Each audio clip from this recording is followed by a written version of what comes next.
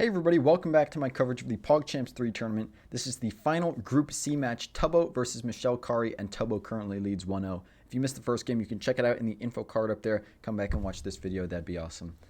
This is the second game though. Michelle needs the win to take us to a tiebreaker match. Can Tubbo pull it off? Let's find out. Tubbo is the rating favorite, but at this rating, anything can happen, so we'll just have to see. We have d4 from Michelle and knight f6 from Tubbo going for an Indian game. Bishop f4, and we have a London system from Michelle, and now d5 from Tubbo. e3, e6, and bishop d3 from Michelle. We have knight c6 from Tubbo, knight f3, bishop d6. Both players doing a great job at developing. Very good job so far. And now with this bishop d6 move, black is attacking white's bishop, so white will drop it back to g3 to avoid messing up their pawn structure if black decides to capture. We have castles from both players, and now rook e8 from Tubbo. Getting your rook to the e-file, usually not a bad idea. And here Michelle plays c3, which is an okay move, but I would have preferred c4, just a little more aggressive, striking in the center. However, and also when you play c3, you block your knight from coming to c3. However, c3 is also a totally fine move. So we have c3 from Michelle and now e5 from Tubbo. Just looking to open things up in the center, and maybe we'll have a few exchanges. We do with knight takes e5, and Tubbo recaptures with his knight. Knight takes e5, d takes e5, bishop takes e5, bishop takes e5, and rook takes e5. So a lot of exchanges going on here. Very good play from both players so far. No major mistakes anywhere. We've got rook e1 from Michelle. Now Michelle brings her rook to the e-file.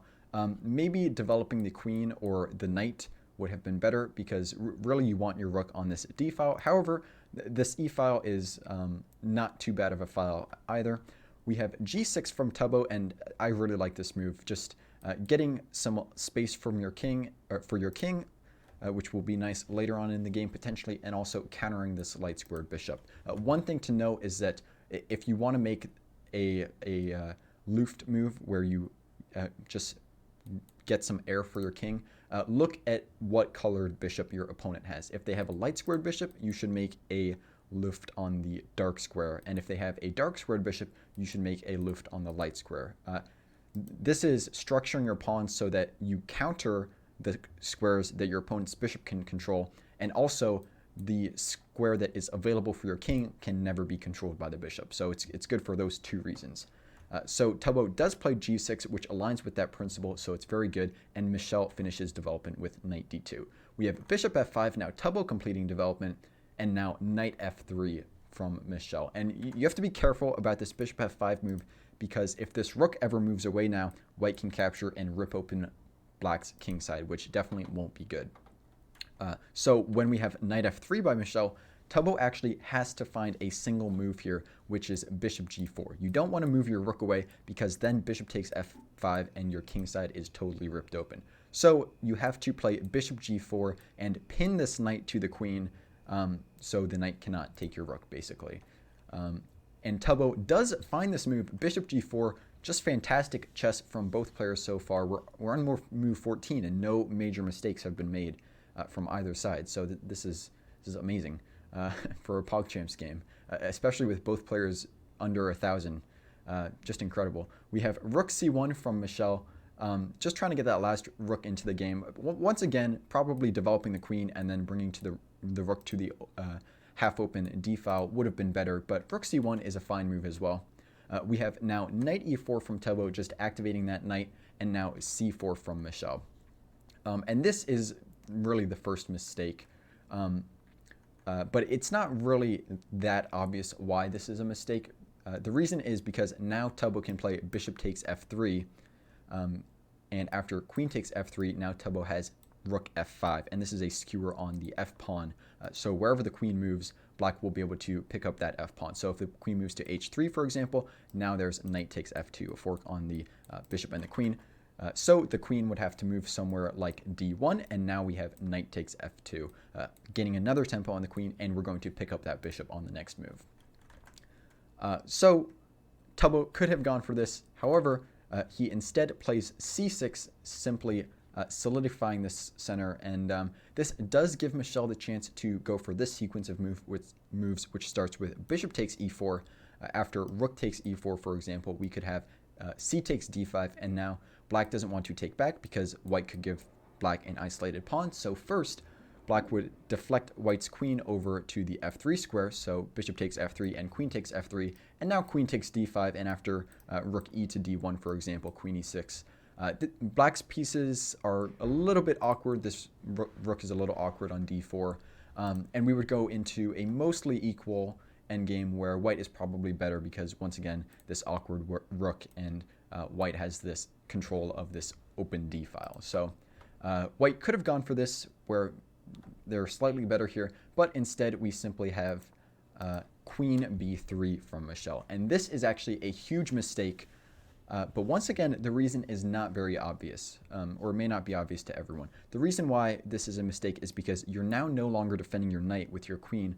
So black can go for this bishop takes f3, and you have to take back with the g-pawn, which just totally rips open your king side. And especially with this rook on the 5th rank, you're open to attacks from the rook and also the queen here. This is just not the amount of safety you want for your king in the middle game with this many pieces left on the board, especially queens left on the board. So black could go for this. Will Tubbo go for bishop takes f3? Yes, he does. He does play bishop takes f3, and yeah, really good job on Tubbo for seeing this move. We have bishop takes e4 from Michelle, so maybe she realized that she did not want to open up her king, which is really good for her. However, this bishop takes e4 move does lose a piece because black can simply play bishop takes e4, and now you're recapturing that piece that white just captured and also saving your hanging bishop. So black would be up a piece here. However, it is arguably better than ripping open your king side when black's pieces can attack you so easily. So will we see bishop takes e4 from Tubbo or some other move? We actually have d takes e4 from Tubbo, and this move is actually better than bishop takes e4 because white can't even capture this bishop because black will have this monster pawn, and it will actually be a forced checkmate, and I'll show you the lines here in a second. So will Michelle go for this very natural move of recapturing the bishop? Well, it is very natural, so she does go for it. G takes f3, and now Tubbo has to recapture this pawn, and maybe he won't see some of these attacking ideas, but he does recapture the pawn. E takes f3, and here is Michelle. It's actually forced mate. There's nothing you can really do here. Michelle plays rook c to d1, but let me just show you one way you can prolong this checkmate. Really the longest way. So black here is threatening queen g5 and then queen to g2, which would be checkmate. And you can prolong this by playing rook e to d1, so giving your king this e1 square.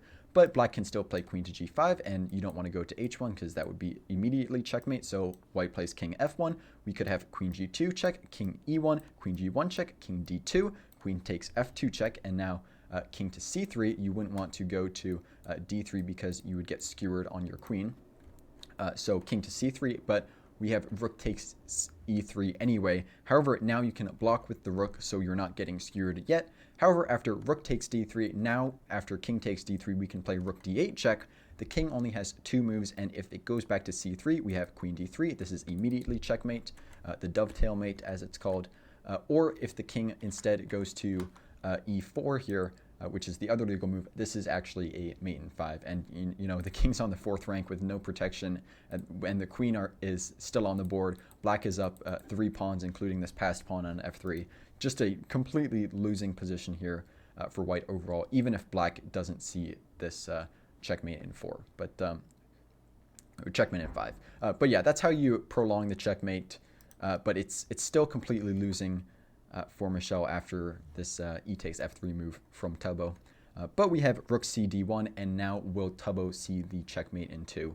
Yes, he does. He plays queen g5 check, and after Michelle plays king f1, Tubbo plays queen g2, and this is checkmate. Tubbo actually didn't realize this was checkmate until after he had played it, and his reaction was pretty funny. But yeah, we have checkmate, and Tubbo actually played basically a perfect game this game. He played pretty much perfectly, and checkmated Michelle in only 21 moves. So very good job to Tubbo. And I mean, Michelle played pretty well as well, especially, you know, she only made, what, 1 or 2 mistakes this game. So yeah, great playing from both of these players so far. And here are the final Group C standings before I forget to show you. So Rain and Logic moving on to the championship bracket. Tubbo seated in the 3rd place in the consolation bracket, and Michelle seated into the 4th place Group C consolation bracket. So yeah, those are the standings. And once again, great play from both players in this match. Can't wait to see how they continue playing for the rest of the tournament.